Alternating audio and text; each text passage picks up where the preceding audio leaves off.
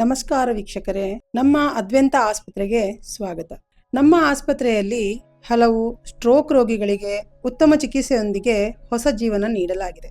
ಇವತ್ತು ನಾವು ಸ್ಟ್ರೋಕ್ ಚಿಕಿತ್ಸೆ ಪಡೆದು ಗುಣಮುಖರಾಗಿರುವ ಒಬ್ಬ ರೋಗಿಯ ಬಗ್ಗೆ ನಿಮಗೆ ತಿಳಿಸುತ್ತೇವೆ. ನನ್ನ ಹೆಸರು ರಮೇಶ್ ಅಂತ. ನಾನು ಕನಕಪುರ ತಾಲೂಕು ರಾಮನಗರ ಜಿಲ್ಲೆ ಏಳ್ಗಳ್ಳಿಯಿಂದ ನಮ್ಮದು ವಿಲೇಜು.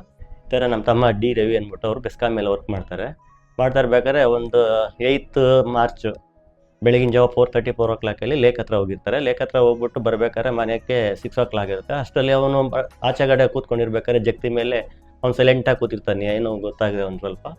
ಆಗಿರ್ಬೇಕಾದ್ರೆ ಅವನು ಯಾರ ಹತ್ರನೂ ಮಾತಾಡ್ತಾ ಇರಲಿಲ್ಲ. ಮತ್ತೆ ಹೋಗ್ಬಿಟ್ಟು ಅವನು ಬೆಡ್ ಹಾಕೊಂಡು ಮಲ್ಕೊಂಬಿಡ್ತಾನೆ ಅಪ್ ಟು 8 o'clock 9 o'clockವರೆಗೂ. ಯಾಕೆ ಅವ್ನು ಎದ್ದೊಳ್ತಾ ಇಲ್ಲ ಅಂದ್ಬಿಟ್ಟು ಹೋಗಿ ಅವನು ಟಚ್ ಮಾಡಿ ನೋಡುತ್ತಲ್ಲ, ಅವ್ನಿಗೆ ಮಾತೆಲ್ಲ ಬಂದಾಗ ಹೋಗಿರುತ್ತೆ. ಆಗಿರ್ಬೇಕಾದ್ರೆ ನನಗೆ ಊರಿಂದ ಫೋನ್ ಬರುತ್ತೆ, ಈ ಥರ ತಮ್ಮ ಮಾತಾಡ್ತಾ ಇಲ್ಲ, ಬೇಗ ಬಾ, ಏನಾಗಿದೆ ಅವ್ನಿಗೆ ಅಂದ್ಬಿಟ್ಟು ಅಮ್ಮ ಫೋನ್ ಮಾಡ್ತಾರೆ. ನಾನು ಊರಿಗೆಲ್ಲಿ ನೋಡ್ಕೊಂಡು ಹೋಗ್ಬಿಟ್ಟು ಮತ್ತೆ ಅವನ್ನ ದೊಡ್ಡಹಳ್ಳಿ ಅಂತ ಊರು, ನಮ್ಮ ಅಲ್ಲಿ ಹೋಗ್ಬಿಟ್ಟು ಕ್ಲಿನಿಕಲ್ಲಿ ಹೋಗಿ ಅವ್ನು ತೋರಿಸಿದ್ರಲ್ಲಿ ಅವ್ನಿಗೆ ರೈಟ್ ಸೈಡ್ ಅವ್ನಿಗೆ ಸ್ಪರ್ಶ ಗೊತ್ತಾಗ್ತಾ ಇರಲಿಲ್ಲ. ಆಮೇಲೆ ನಾನು ಕ್ಲಿನಿಕ್ ಕರ್ಕೊಂಡು ಹೋಗ್ಬೇಕಾದ್ರೆ ಇವನಿಗೇನೋ ಸ್ವಲ್ಪ ಪ್ರಾಬ್ಲಮ್ ಆಗಿದೆ, ಸ್ಟ್ರೋಕ್ ಥರ, ನೀವು ಬೆಂಗಳೂರು ಕರ್ಕೊಂಡು ಹೋಗಿ ಅಂತ ಇದು ಮಾಡ್ತಾರೆ, ಸಜೆಷನ್ ಕೊಡ್ತಾರೆ. ಆಗಿರ್ಬೇಕಾದ್ರೆ ನಮ್ಮ ಬ್ರದರ್ ಫೋನ್ ಮಾಡಿ ಹೇಳ್ತೀನಿ ನಾನು, ಈ ಥರ ತಮ್ಮನಿಗೆ ಹಿಂಗಾಗಿದೆ ಅಂತ ಹೇಳಿದಕ್ಕೆ ಅವರು ಬನಶಂಕರಿ ಹತ್ರ ಇರೋ ಅದ್ವೈತ ಹಾಸ್ಪಿಟಲ್ಗೆ ಕರ್ಕೊಂಡೋಗಿ ಅಲ್ಲಿ ತುಂಬ ಚೆನ್ನಾಗಿ ನೋಡ್ತಾರೆ. ME ಭಾಸ್ಕರ್ ಸರ್ ಅಂದ್ಬಿಟ್ಟು ಆಸ್ಪತ್ರೆ, ಅದ್ವೈತ ಆಸ್ಪತ್ರೆ ಅಂದ್ಬಿಟ್ಟು.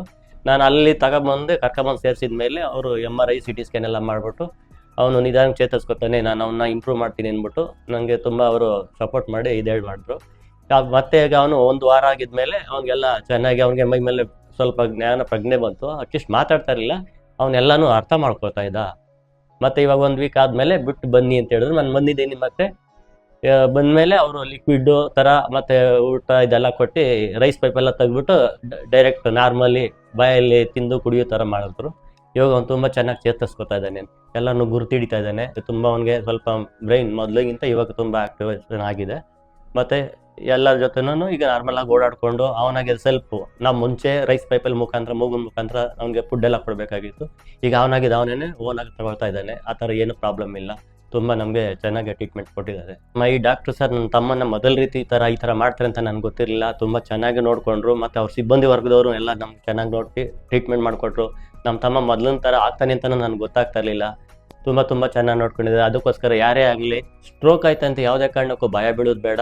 ಮತ್ತು ನಾನು ನಾಟಿ ಔಷಧಿ ತಗೊಳ್ತೀನಿ, ಅದು ತಗೊಳ್ತೀನಿ ಅಂದ್ಬಿಟ್ಟು ಡಿಲೇ ಮಾಡಿಬಿಟ್ಟು ದಯವಿಟ್ಟು ಯಾವುದೇ ಕಾರಣಕ್ಕೂ ಆದಷ್ಟು ಆಸ್ಪತ್ರೆ ಏನು ಇಂಗ್ಲೀಷ್ ಆ್ಯಂಡ್ ಮೆಡಿಸನ್ ಥರ ಇದೆ, ಇದು ಮೊದಲು ಈ ಟ್ರೀಟ್ಮೆಂಟ್ ಮಾಡಿಕೊಂಡು ಆದಷ್ಟು ನೀವು ಬೇಗ ಕ್ಯೂರ್ ಮಾಡ್ಕೊಳ್ಳಿ.